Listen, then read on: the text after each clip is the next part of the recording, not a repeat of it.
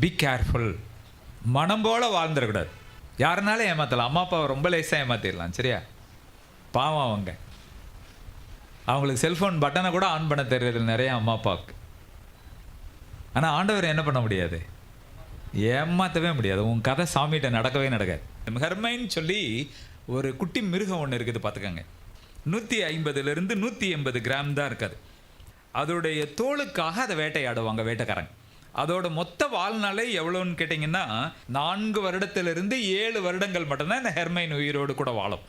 ஆனால் இந்த ஹெர்மைனுடைய தீர்மானம் என்ன? அதோட அந்த வெள்ளையான உடம்புல அழுக்கு படுறதுக்கு அது விடவே விடாது, அனுமதிக்காது. அழகா சொல்கிறீங்க, அனுமதிக்காது. இதை வேட்டைக்காரங்க என்ன பண்ணுவாங்களாம், இது ஆக்சுவலாக இந்த வட அண்டார்டிக் பகுதிகளில் இந்த மிருகங்கள் கிடக்கு. அதை வேட்டையாட போகும்போது என்ன பண்ணுவாங்களா, அது சின்ன சின்ன பொந்துகளில் வாழுமா. அந்த பொந்துகளில் போயிட்டு ஏதாவது அழுக்கு கழிவு, இப்போ நம்ம ஊர்லெலாம் என்ன பண்ணுவாங்க, அழுக்கான கிரீஸை கூட என்ன பண்ணலாம், வைக்கலாம். அந்த மாதிரி எதையாவது அழுக்கானதை வச்சுட்டு அது வெளியில் போகும்போது கவனிச்சுட்டு அதை வச்சுருவாங்களாம். அது இறத்த போன பிறகு இந்த வேட்டைக்காரங்க மறைஞ்சிருப்பாங்களாம். ஹெர்மைன் வருது, வந்து பார்க்குது. பார்த்த உடனே அதுக்கு மனசு என்னாகாது, ஒத்துக்காது. உள்ளே போகிறதுக்கு அது ஒத்துக்காது. வேட்டைக்காரங்க உடனே அதை பார்த்த உடனே அதை பிடிக்கிறதுக்காக வருவாங்க. இது ஓடி ஓடி ட்ரை பண்ணும் தப்பிச்சுக்கிறதுக்கு. ஸோ இந்த பெருச்சாளி வந்து அங்கங்கே பந்துக்குள்ளே ஓடி ஓடி ஒளியறதுக்கு ட்ரை பண்ண தெரியுமா. இப்போ கூட நிறைய பட்டணங்களில் சாக்கடைகளுக்குள்ளே இருக்குது பெருச்சாளி, பெருசாக இருக்கும். ஸோ அப்படி இது ட்ரை பண்ணோம். கொஞ்சம் நேரம் ட்ரை பண்ணி பார்க்கவும் டயர்டாயிரும். ஏன்னா இதோட வெயிட் என்ன சொன்னேன், 150 to 180 கிராம் தான் இருக்கும். குட்டி மிருகம்.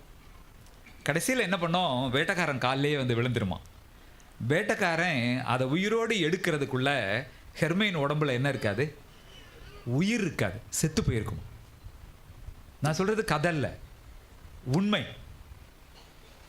இன்னைக்கே இப்படி ஒரு மிருகம் வாழுது. 180 கிராம் கொண்ட கடவுள் படைச்ச ஒரு மிருகத்துக்கு பரிசுத்தமா வாழணும் இல்லாட்டி சாகணும்னு இருக்குதே. எனக்கும் உங்களுக்கு அந்த உணர்வு செத்து போகலாமா?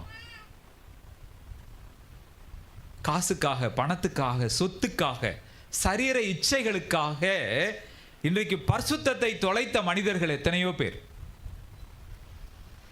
ஆண்டவர் அவங்கள பார்த்து பரிதாபப்படுகிறார். என்னையும் உங்களையும் பார்த்து அப்படி பரிதாபப்படக்கூடாது. ஹல்லேலூயா. நானும் நீங்களும் பரிசுத்தத்திற்கு பங்குள்ளவர்களாய் வாழ வேண்டும்.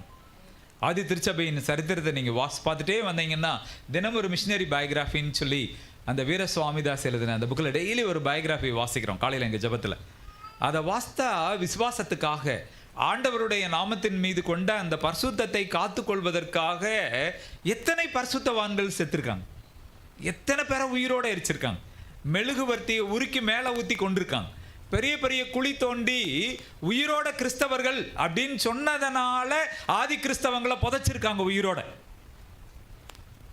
பரிசுத்த தெய்வத்தின் பரிசுத்த பிள்ளைகளாய் வாழ்ந்ததற்காக மாத்திரம். ஹல்லேலூயா. இன்னைக்கு நானும் நீங்களும் எப்படி இருக்கோம்? அந்த வைராக்கியத்தோடு வாழ்ந்தால் கர்த்தருக்கு மகிமை. எதை வேண்டாலும் நான் இழப்பேன், ஆனால் பரிசுத்தத்தை இழந்து விட மாட்டேன். எங்கள் ஏகத்தினுடைய பொதுச் செயலாளராக பேட்ரிக் ஜாஷுவானா இருந்தாங்க. அவங்க 26, 27 ஆண்டுகள் எஃப்எம்பிபியினுடைய பொதுச் செயலாளராக இருந்தாங்க. அவங்க எல்ஐசியில் ஒரு டெவலப்மெண்ட் ஆஃபீஸராக இருக்கும்போது திருநெல்வேலி, தூத்துக்குடி அப்படின்னு சொல்லி ஒருங்கிணைந்த திருநெல்வேலி மாவட்டமாக இருக்கும்போது அவங்க ஒரு பெரிய ஆஃபீஸர். ஆண்டவர் அவரை ஊழியத்து கூப்பிட்டாரு. அது எல்லாத்தையும் தூக்கி தூர போட்டு எஃப்எம்பிபிக்கு ஃபுல் டைம் மிஷினரியாக வந்தாங்க. 83 வயசில் அண்ணன் இறந்தாங்க. அண்ணனுடைய ஒரு ஜபம், ஆண்டவரே பிச்சைக்காரனாய் கூட நான் வாழ்ந்தாலும் பரவாயில்லை, ஆனால் பரிசுத்தவானாக என்னை காத்துக்கொள்ளும். பிச்சைக்காரனாய் நான் வாழ்ந்தாலும் பரவாயில்லை, பரிசுத்தவானாக என்னை காத்துக்கொள்ளும். இது பேட்ரிக் அண்ணனுடைய ஒரு ஜபம். எங்களுடைய நிறைய மிஷினரி கூட்டங்களில் திரும்ப திரும்ப அண்ணன் சொல்லுவாங்க, பரிசுத்தத்தை வாழ்நாள் முழுவதும் காத்துக்கொள்ளுங்கள். ஹல்லேலூயா. ஆண்டவருடைய பலத்தோடு கூட மனதிலே தீர்மானிப்போம், பரிசுத்த தேவனின் பரிசுத்த பிள்ளையாய் நான் வாழ ஆண்டவரே எனக்கு பலன் கொடுன்னு கேட்போம். கண்டிப்பாக ஆண்டவர் நமக்கு உதவி செய்வார். நம்முடைய உடையில், நம்முடைய கண்களின் பார்வையில், நம்முடைய வாழ்வின் செயல்பாடுகளில், நம்முடைய சரீரத்தை நாம் பரிசுத்தமாய் காத்துக்கொள்வதில், நம்முடைய எண்ணத்தில், சிந்தையில் நாம் பரிசுத்தமாய் இருக்க வேண்டும். உடையில நாம் பரிசுத்தமாய் காத்துக்கொள்வதற்கு யாத்திராகமம் 40ஆம் அதிகாரம் 13 to 15 வசனங்கள். நம்முடைய கண்களின் பார்வையில நாம் பரிசுத்தத்தை காத்துக்கொள்வதற்கு யோபு 31:1, மத்தேயு 5ஆம் அதிகாரம் 28ஆம் வசனம், மத்தேயு 6ஆம் அதிகாரம் 22, 23 வசனங்கள். நம்முடைய செயல்பாடுகளில் பரிசுத்தம் தேவை அப்படிங்கிறதுக்கு ஒரு வசனம் யோபு 15:34. நம்முடைய சரீரத்தை பரிசுத்தமாய் காத்துக்கொள்ள வேண்டும். 1 பேதுரு 1:14, 1 கொரிந்தியர் 3ஆவது அதிகாரம் 17ஆம் வசனம். நம்முடைய சிந்தையில எண்ணத்தில் பரிசுத்தம் தேவை அப்படிங்கிறது எந்த வசனம் சொல்லுதுன்னா சங்கீதம் 66:18. என்னுடைய இதயத்தில் அக்கிரம சிந்தை கொண்டிருந்தேனே ஆனால் ஆண்டவர் எனக்கு செவி கொடுக்க மாட்டார். நீ தலையில உருண்டு ஜோம் பண்ணாலும் உன் ஜபத்துக்கு என்ன வராது? பதில் வராது. எப்ப? அக்கிரம சிந்தையோடு வாழும்போது. அடுத்தவன் குடியை கெடுக்கலன்னா எனக்கு ராத்திரி தூக்கம் வராதுன்னு கொஞ்சம் பேர் இருக்காங்க பார்த்தீங்களா? அழகாக பற்ற வச்சிருவாங்க. அப்படி பற்ற வச்சாதான் அவங்களுக்கு தூக்கம் வரும். ஒரு கல்லை தூக்கி போட்டாதான் அவங்களுக்கு தூக்கம் வரும். அக்கிரம சிந்தை, பாவம். ஆனால் நாம் நம்முடைய வாழ்வை நம்ம அறிவுக்கு தெரிந்தபடி நம்ம என்ன பண்ணோம்? பரிசுத்தமாய் காத்துக்கொள்ள வேண்டும். நம்முடைய மனசாட்சி நம்மளை என்ன பண்ணக்கூடாது? குற்றப்படுத்தக்கூடாது. இப்போ என் மனசாட்சி என்னை பார்த்து சொல்லக்கூடாது, ஏய் பெரிய யோக்கியனாட்ட மைக்கில் நின்று பேசிகிட்டு இருக்கியே, நீ ஒழுக்கமாக இருக்கியா அப்படின்னு என் மனசாட்சி என்கிட்ட கேட்டுச்சுன்னா நான் பைபிளை தொடாமல் பிரசங்கம் பண்ணாமல் அமைதியாக இருக்கிறது எனக்கு நல்லது. நரகாக்கணைக்கு போகாமல் தப்பிச்சுக்கலாம். Very simple. அதுதான்.